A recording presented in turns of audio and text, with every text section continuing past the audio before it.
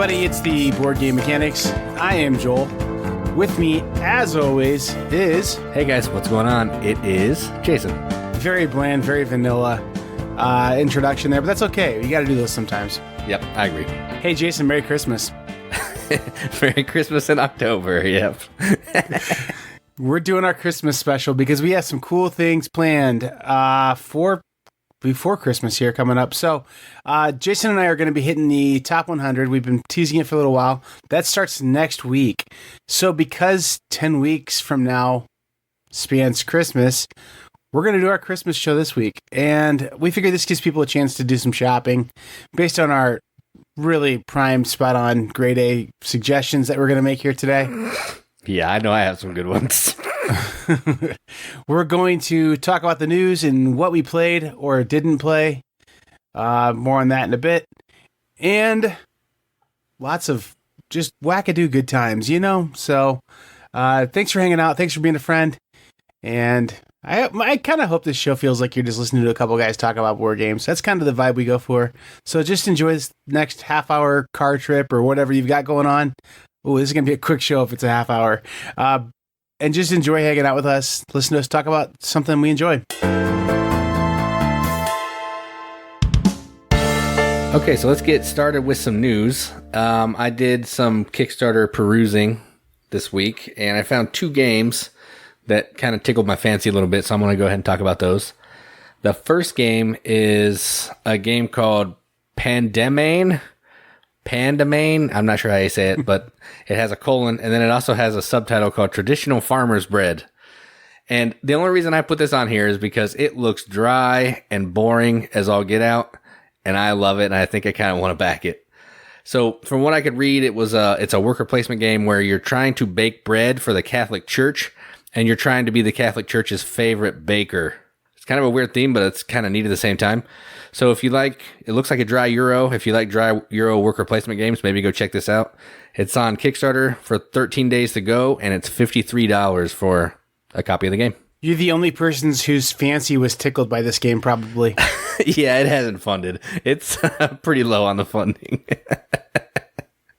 This is almost like a bet. Like, I'll bet I could put a game on Kickstarter about baking bread for the Catholic Church, and it would fund. It does actually look really cool. Like, it has some nice components and stuff. But yeah, I don't really know how the game plays because they were just videos that didn't tell me, and I didn't have time to watch the videos. But it's worker placement, so I kind of had the gist of what's going on there. So Can I tell you about a game I saw this week, Jason? I hate to interrupt, but this game's just so freaking good. And I'm going to get an email out to them to see if they'll get me a review copy because I don't think I'd buy it. Does it have unicorns in it? No. Okay, good. You may proceed. Dude, that game looks amazing. I don't know why you guys are giving me hate on that. It really does. You're right. It does. So this game's called Fantasy Ranch, and it's like the most heavy Euro game ever. Playing horses. I don't know. It looks stupid, but it's stupid awesome. So I'm gonna see if the folks at Fantasy Ranch will. Well, I don't know, man. It looks crazy enough and it's bizarre enough that I might. I'm okay. I'm not going to let them know this because I'm hoping they'll send me a copy, but I might pay my own real money to buy this game because it looks crazy. Is this on Kickstarter? No, it's just a game. Oh, okay. All right. So not news, but kind of news because it's just bizarre games are happening, like where you make bread for the horses that pull the chariot for the Pope. Yeah, that's awesome. You got bread, you got popes, you got horses. Yeah, I'm in, dude. And you gamble on the horses who are actually unicorns. Oh, that's hilarious. So now I'm going to talk about the second game, moving on from the Catholic Church. We'll move on to cats. So this next game is called Calico, and it's on Kickstarter with 26 days to go. It's $29. And this is a tile game where you're trying to create different patterns to make like rugs, I think, and you're trying to get these buttons, and you're trying to get spaces for your sleeping cats to lay. And I saw my buddy Brandon and his wife play this at Origins this year at just some random table. The designer had it, and it looked kind of neat. And when I saw it on Kickstarter, I thought, maybe I'll talk about that. So if you like tile games, you like cats, and you like quick little 30-minute games, maybe go check out Calico. 26 days to go. Go get it. Very cool. Meeple Source has a insert for Wingspan, so that's At least one person who listens to this show will feel a need to get that. Yeah, that's not your wife because she doesn't listen. Beloved, she does. Oh, does she? She's got to get the accounts up, man. So the other thing too, Jason, we hit the top 500 in the gaming category on Apple Podcasts. So that's pretty cool, man. To be honest, that is cool. Yeah, I dig that. So we will have a Kickstarter out at some point. Where I don't know what we kickstart. To be honest, we won't. I was just lying right then. Okay, Jason, I just felt like I needed to talk for a while and I didn't have anything to say. Sorry. We'll auction off dates to one lucky winner. Yeah, but I think we'd make more money if we auction off a date with Picorni. That's probably true. Who wants to go out with a sexy firefighter?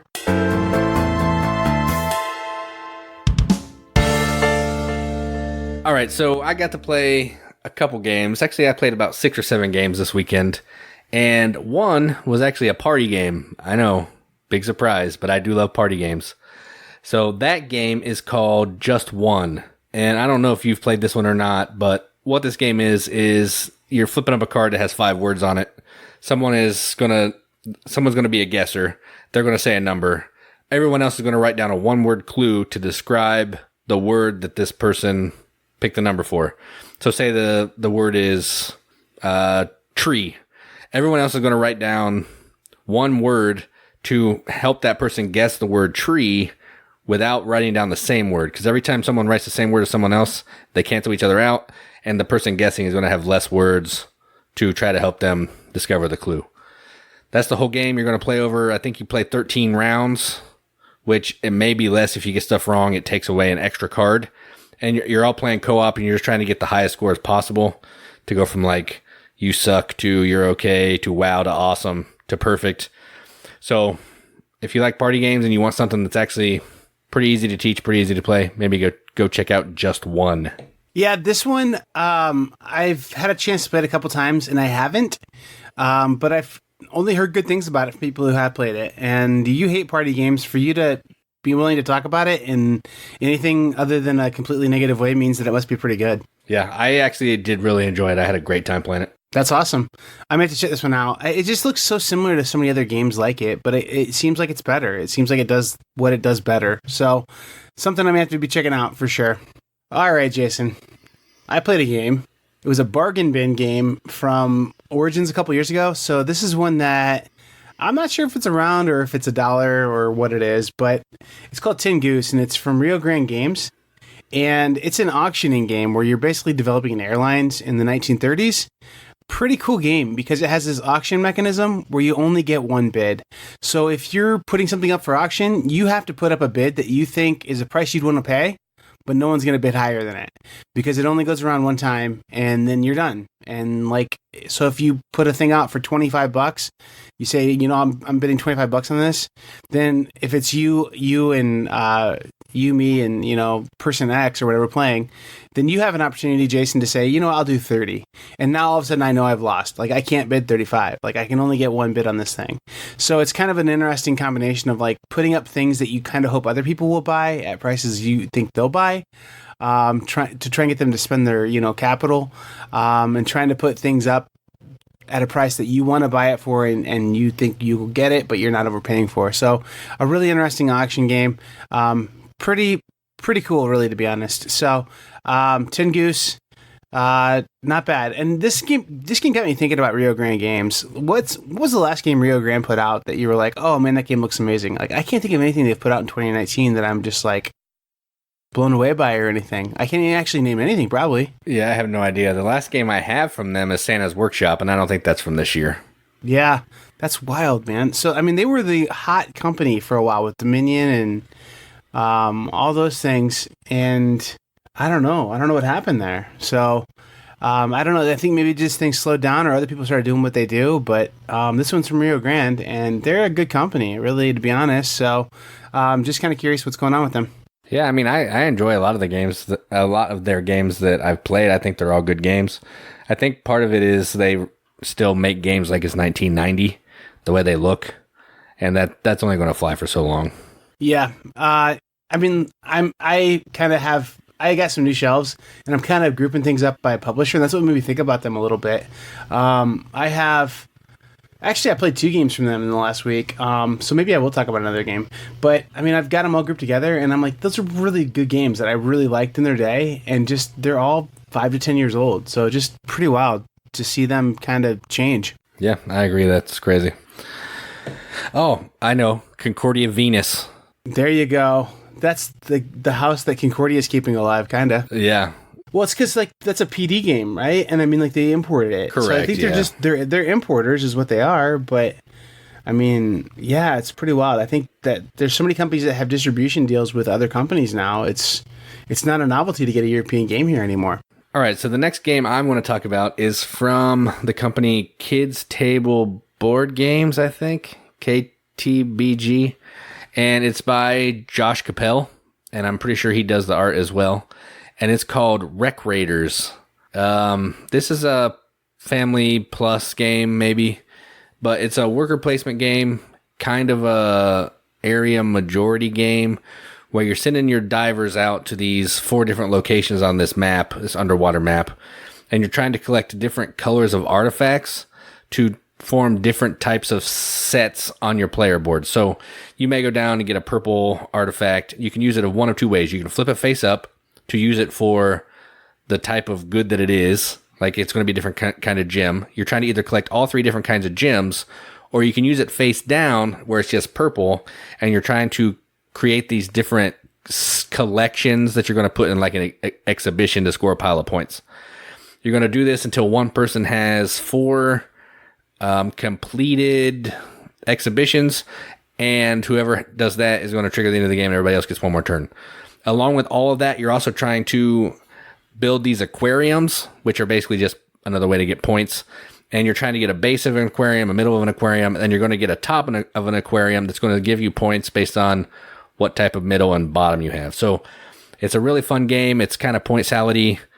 It's not super mean. It's a friendly game, so I dig that. And it looks gorgeous. So if you get a chance, go check out Wreck Raiders. Cool. It looks neat. I don't know much about this game, to be honest, but it looks really neat. So you endorse this one as well? Yeah, this one's super fun. I can find it on Amazon, but if I find it on discount somewhere, I'm definitely going to pick it up because I had a great time. That's cool, man. And it seems like a little bit like lighter and for what you would enjoy, but that's cool. Yeah, it's a family weight set collection game, but it looks nice and it's fun, so I like that. Jason, I played a game from a long, long time ago. It is called Boxcars, and it's from Rio Grande as well, and I kind of forgot I played it. So this one, it's a really long game. This app makes it much quicker. Hey, it's cool that train sound effect that I put in the background just happened to go right now. I heard that. I was like, is that a coincidence? No, that's definitely a train going by right now. I have my window open because it's, nice fall weather. So enjoy that train sound. I'm going to do this as an ASMR thing from now on. You jump on the train and enjoy your ride, hearing the click and clacking of the tracks. Your destination is unknown. Choo-choo. You don't know where you're headed. You lie back in your pile of hay. Here's the hay rubbing against your hair. It's getting a little creepy now. If you guys want to hear more ASMR videos from me, then don't do our Patreon, because if that's how our Patreon's going to work. We're going to blackmail people with every podcast episode. We'll have 10 minutes of ASMR unless we meet our Patreon goals. And the worst part about this is we don't have a Patreon. So I guess we're going to have some ASMR in every episode from now on. I'll have to get the stereo microphone out so people can really get that good ASMR effect. I don't really understand ASMR at all. Okay, anyway. Boxcars is cool. You're buying train tracks, basically like parts of routes, and then people have to pay to use your tracks, but then also you're trying to make deliveries using your own tracks largely. So you're buying these train lines up, and then you're trying to color coordinate your route, mostly using your own lines, but knowing that you have to do different junctions and take different routes. And it's a game from the 70s, so it feels kind of clunky at times, but it's a pretty cool little game. A little long. I think one way that I shorten the game, and I think it makes it better, is there's different kinds of trains you can get. And the train that can go like 3 lengths of the track, like 3 segments, is called the Super Chief. And everyone starts with a Super Chief when I play, and it kind of breaks the game, but it makes it much quicker and much more fun. So what's the deal with that? Just do it. Just do a homebrew to make your games fun. So that's that. I actually, to be honest though, Jason, I have a lot of time next week to play games, and I haven't had time to play games otherwise. So here are the following shelfie of shames that I'm going to say that I might play next week. To leave a comment, tell me which one I should definitely play. Jason, I want to hear from you too. Ex Libris is on there. I like that. That's good. Asgard on there. I really like that one. Cargo Noir on there. I love that one. Root. Mystery Express. So those are the ones that I'm looking at playing next week. I probably will get a couple of those played. A lot of review stuff has to get done next week too, though. But which of those games should I... Oh, and Teotihuacan. Which one of those should I get played next week? So that's... Leave a comment, let me know over on Facebook, on the YouTube video, or on the podcast, or send it to my MySpace page, myspace.com/Wacky Joel's Mohawk Haircut. I think you should play Cargo Noir. Yeah, you think so? Yeah, I actually played that again this weekend, and I had a good time playing it. I've heard such mixed reviews about it that it's basically an auction game, right? Pretty much, yeah, but it looks really nice. Okay. Then honestly, that'll probably be a big hit with my wife. Yeah, and it's not, you don't always have to do auctiony things. There's a little board in the middle that you can go there and do things without having to spend any money. So it gives you some nice options. My wife really is a sucker for a cute game, and I know the little boats in there are adorable. So I don't know. And that one was kind of high on my I really want to get it played list, and it was one of those ones too that it was kind of in the back of my closet. And now that it's on my new shelf, I'm looking at it going, yeah, why haven't I played that one yet? So yeah. Yeah, I don't know if you'll like it or not. I like it, but I'm unsure if you will love it. Yeah. I also have a What's Your game showing up this week too, hopefully. So maybe I'll get that one played. I'm going to tease that one a bit. Yeah, I want to play that game.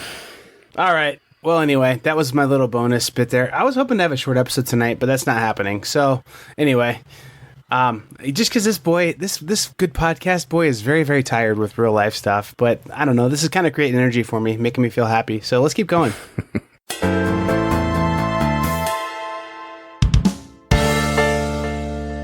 Hey, Jason. Yeah. Remember when you were a kid and you got that Good Wish book catalog from Sears and it had all the toys in it? You'd flip through and find all the good ones? I do remember that, except it was JCPenney's for me. Oh, was it? Yeah. And then, as you hit 13, you flipped to different parts of the catalog and enjoyed those too. Oh, yes. All the 80s kids will remember that. Those pre-internet days were hard, man. So... Oh, man. This is our Christmas buying guide for all y'all. After we just talked about some naughty stuff. All right. So, hey, that was me confessing. That was me confessing what 13-year-old Joel did, okay? All right. So my game for a kid, this is our first category, game for a kid. For the kids, just like this show's been. Just like that extra section in that catalog. So, my game for a kid, I was going to put the one you changed to, actually, but then I was like, maybe not. Fairy Tile is the one I'm picking, though. It's kind of a cool little game. It's got little miniatures in it that are already painted. You're laying these tiles down. I'm just trying to get these different cards to play out in a way that satisfies what the princess or the dragon or whoever wants to do. In the night. So, it's kind of cool. It teaches kids how to read, or gets them reading a little bit. But then also it just makes them think about logical steps they would need to get accomplished to make these things happen. So kind of a cute little game, fun little game, Fairy Tile. I think you could play it with maybe a 6-year-old. So that's my game for kids from Yellow Games, Fairy Tile. Nice. I haven't played that one yet, but it looks pretty neat. The game I picked is not a super gamery game, but it is fun, and I played it at the time with both my little girls, and it is Loopin Louie, or Loopin Chewie if you like Star Wars, whatever. So what this game is there's a little guy on a red baron plane. He's flying around trying to attack your chickens. You're hitting this little lever to try to defend your chickens from getting knocked out. You play it in about 32 seconds. It's fun. It's shouldn't be as fun as it is, but I really enjoy it, and I think a lot of other kids would like it too. So Loopin' Louie, and I'm pretty sure that's from Spin Master or Hasbro or one of those two. It's a mass market game that you can buy anywhere.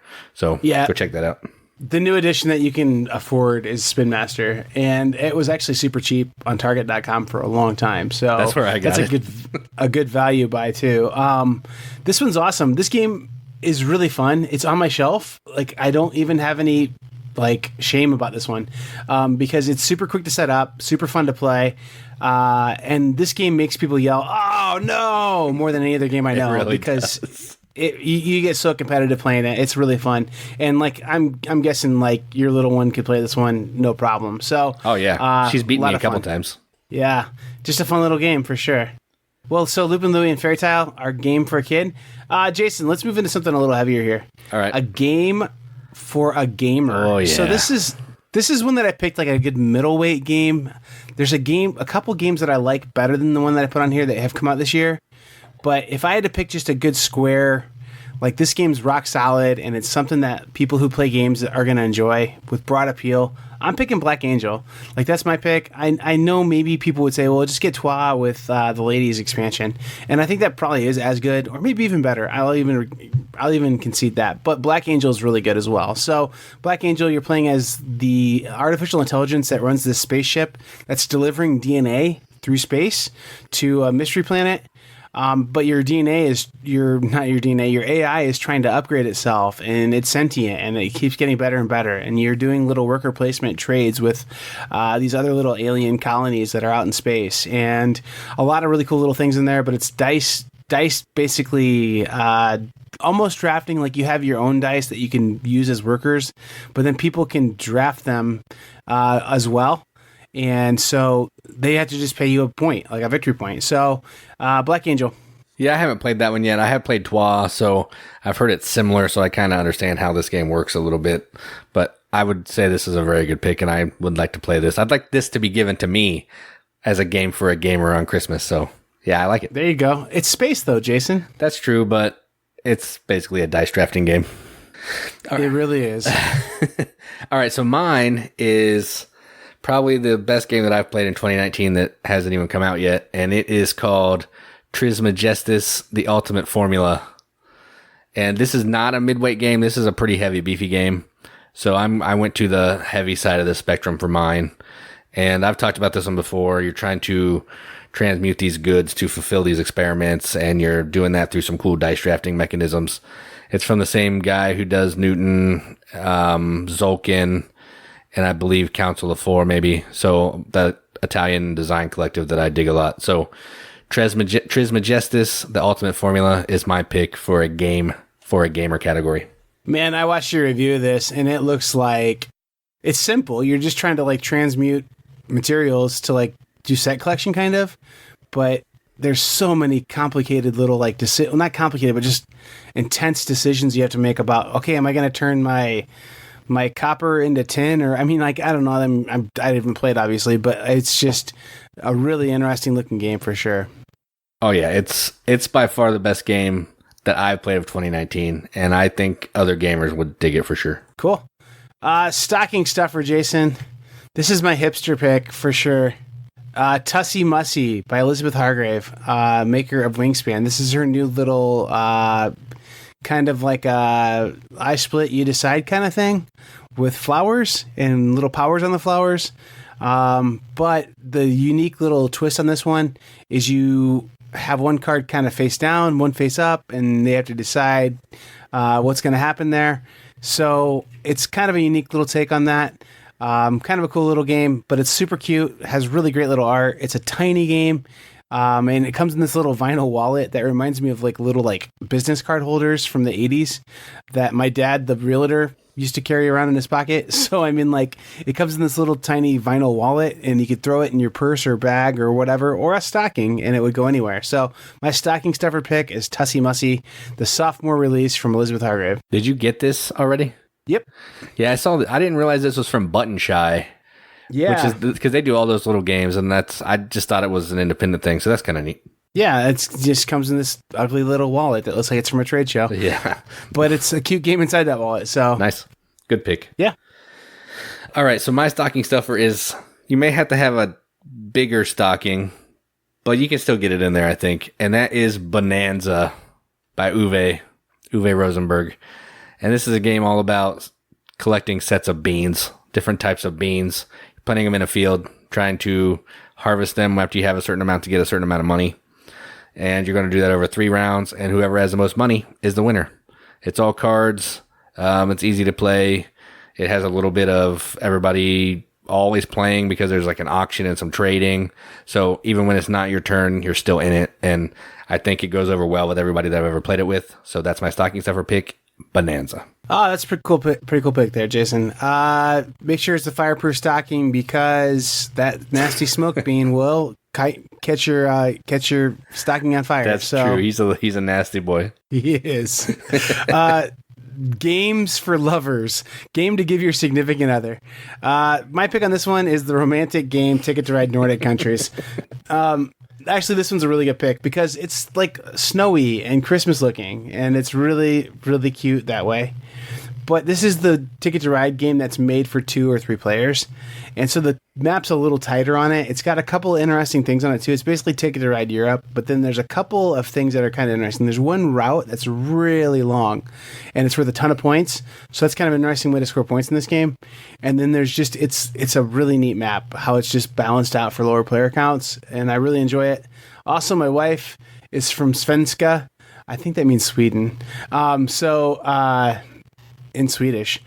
So this is the one that we play to warm up our palates to going to IKEA and getting some delicious meatballs. So this is Ticket to Ride Nordic Countries, a favorite of my wife and I. Yeah, I struggled with this one. I play so many games with just Katie, 2 players. So I was thinking, any of these games, if you're playing 2 players, you could have a game for the significant other. And I didn't want to do And Then We Held Hands or Fog of Love or whatever. So the one game I picked that we played a ton of that I kind of enjoyed just us hanging out and playing games, and that's 7 Wonders Duel, which is a 2-player only version of 7 Wonders. You're playing similarly. You're drafting some cards off this shape that's in the middle of the table, and it changes shape every round. And you're trying to just build a better civilization than your opponent. You're also trying to be you're trying to be the first person to build 4 wonders, because then the other person can only build 3. It's going to help you have more points at the end of the game. And this is a super fun 2-player game, probably one of my favorites. So this will be my pick for the game for the significant other category. Very cool. Final one, Jason. Games for a video gamer.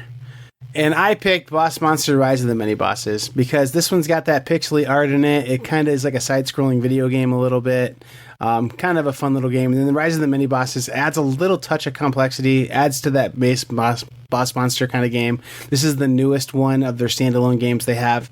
And I think it's kind of neat. It's just the way how the mini-bosses work make the game just kind of a little more cool and a little more fun. So Boss Monster, Rise of the Mini-Bosses, but really any of the Boss Monster games are cool for video gamers.